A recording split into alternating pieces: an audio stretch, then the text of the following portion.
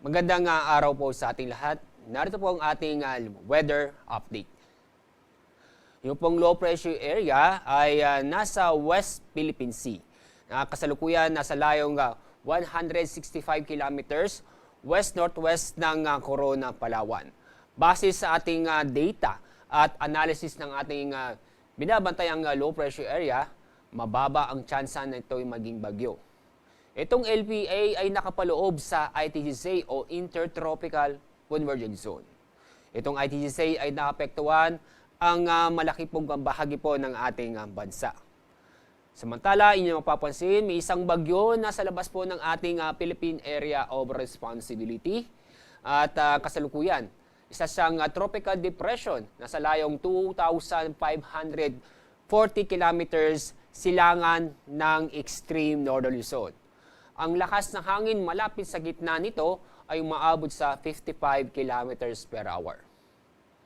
Malabo itong pumasok sa ating Philippine Area of Responsibility dahil inaasahan po natin ang pagkilos ito ay pahilaga. At sa ating lagay na panahon ngayong araw, maulap na kalangitan na may mga kalat-kalat na pag-ulan at thunderstorm ang inaasahan po natin sa Batangas, ganun din po sa Quezon, Laguna, Rizal, Mimaropa at Bicol Region.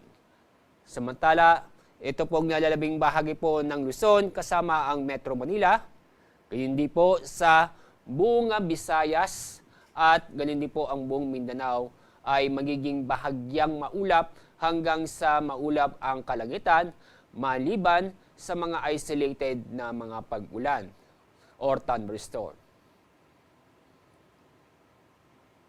Walang gale warning dahil inaasahan po natin ang taas ng alon ay aabot ng halos 3 metro.